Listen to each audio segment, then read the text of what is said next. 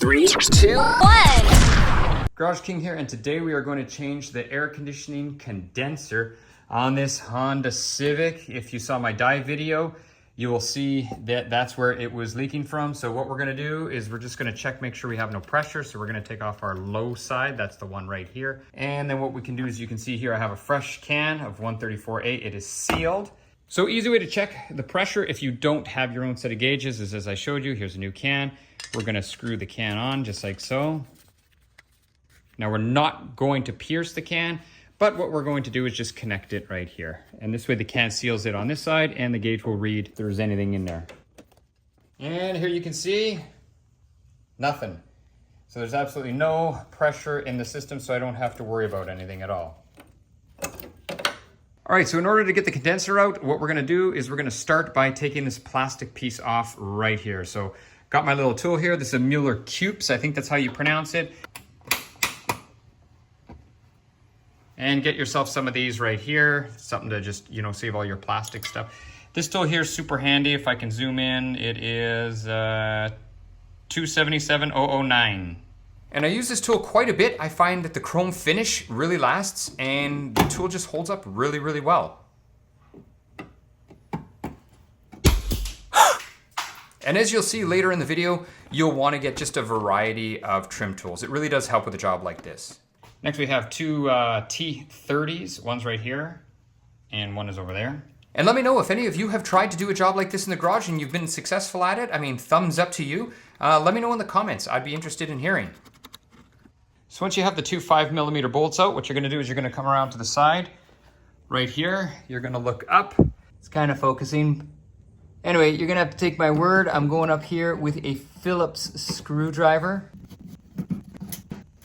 And then once the bolt is out, just like that, what you're gonna do is you're just gonna pull this to make it loose. There we go, just like that. So you're gonna do that on each side. And now once we're under the vehicle, you can see, actually we're missing one there, but we're gonna have to undo all the little clips that you'll find. There's a few of them. You can see there, we're missing again, we're missing one, but the ones that we can find, we're going to undo, and then we're gonna pull the front bumper forward.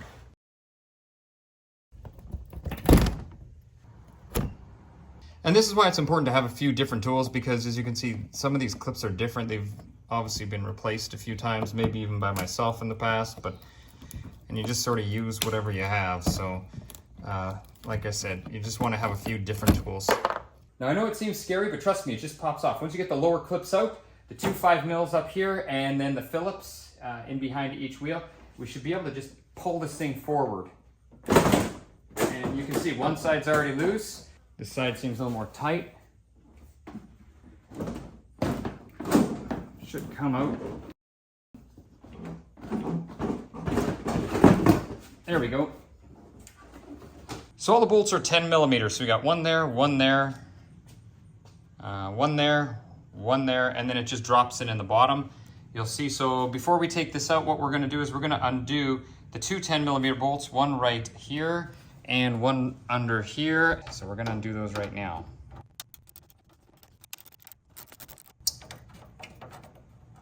Definitely take that to the wire wheel to give that a little cleanup.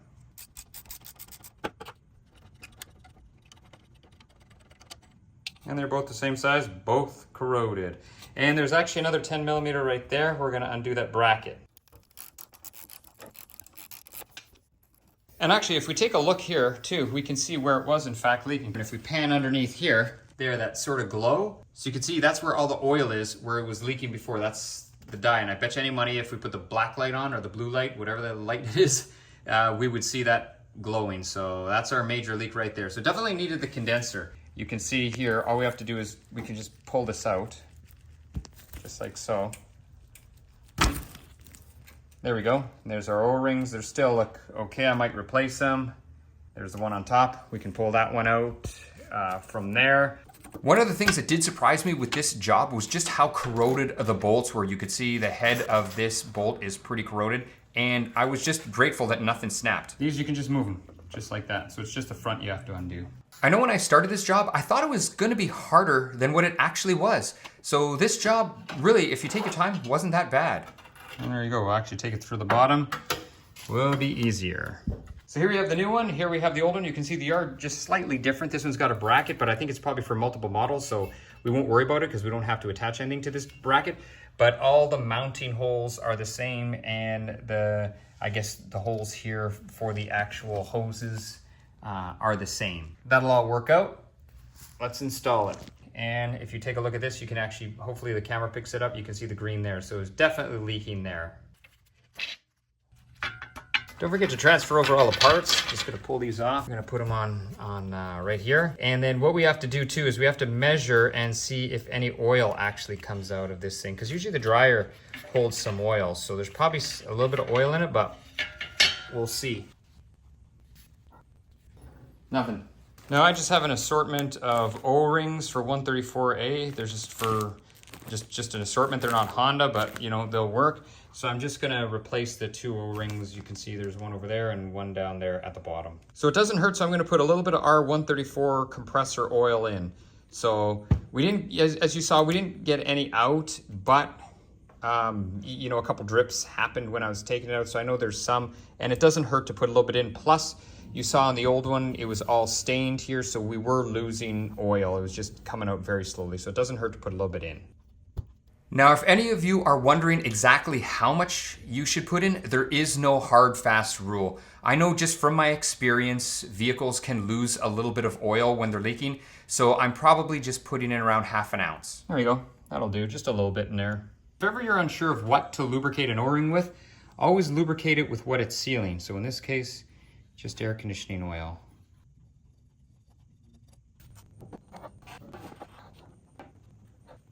Now, once you get it set in, and you can see it is loose, there's other fittings there, you just want to go on the bottom and you want to make sure that it is fully seated. Last thing you want to know is, you know, you didn't seat it right, and then you're going to wonder why things aren't lining up. So now we're just finishing putting the condenser in, and you can see I'm starting all of the bolts by hand. I have taken them to the wire wheel and I have cleaned them.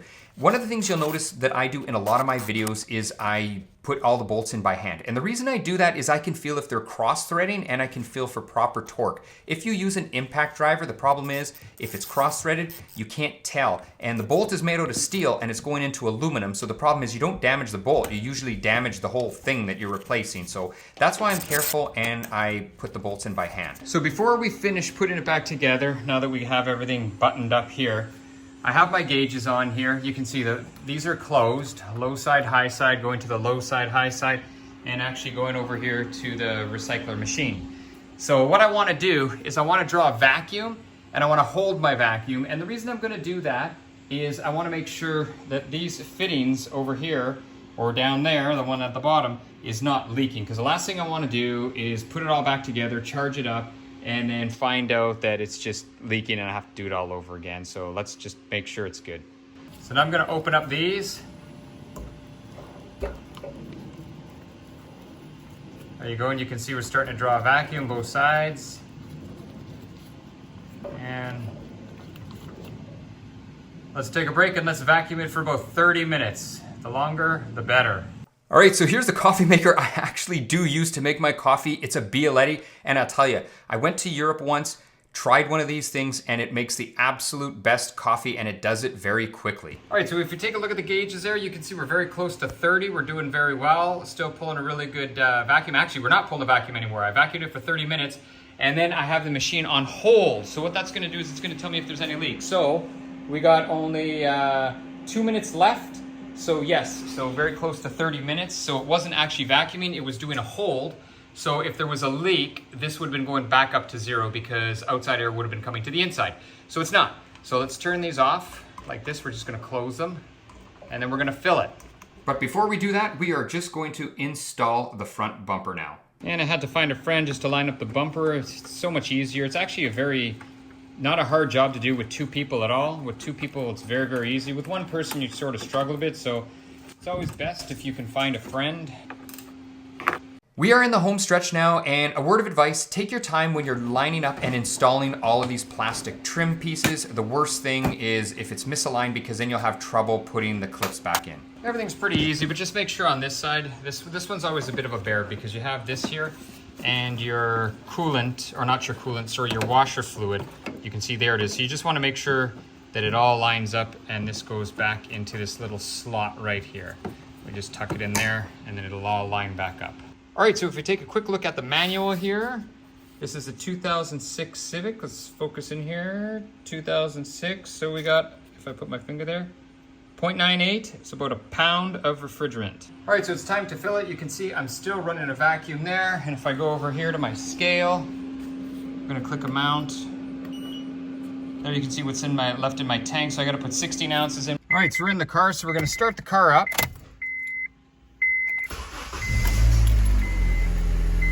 We're gonna put it on max AC.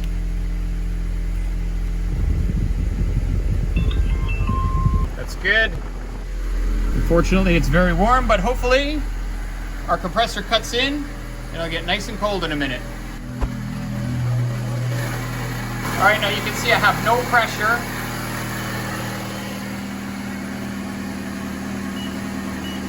That's a little bit less than it was before because we lost a little bit in the hoses. I had to purge the hoses. And if we look down there, you can see there is our compressor. So what I want to do is I'm going to open up and fill it on the low side.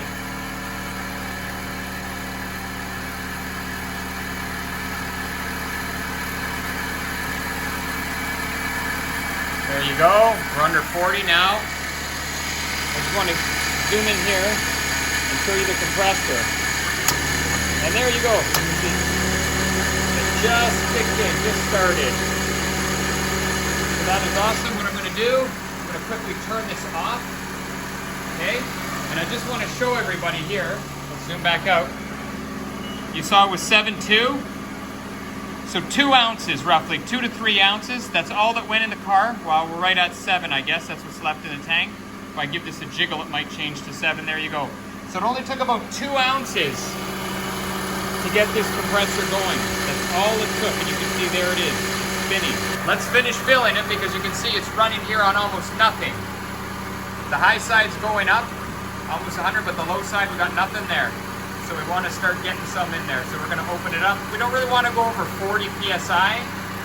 And you can see there's our refrigerant right there. And then we're just going to weigh it in. So we're going to go back over here. We're going to look at our amount. And there you can see, now it's down to 613. So I know 16 ounces in a pound. I'm just going to count it down. And then I'll know I have enough in the car. And now I just got to paste it in. Give you my low side. Just under 40 PSI. Go a little faster there. There you go. But I wouldn't want to go much higher than 40 when I'm filling it. And there you can see there's the high side pressure right now. And if we go back to my scale, we were at 7.2, now we're at 6.2. So that's a pound. So we put in a full pound. Let's go see if it's cold inside. And yes, it is nice and cold. So that's it for the video. It looks good. The Honda's back in shape and it's nice and cold. If you have any questions, comments, or concerns, please let me know. That's it for now. GarageKing over and out.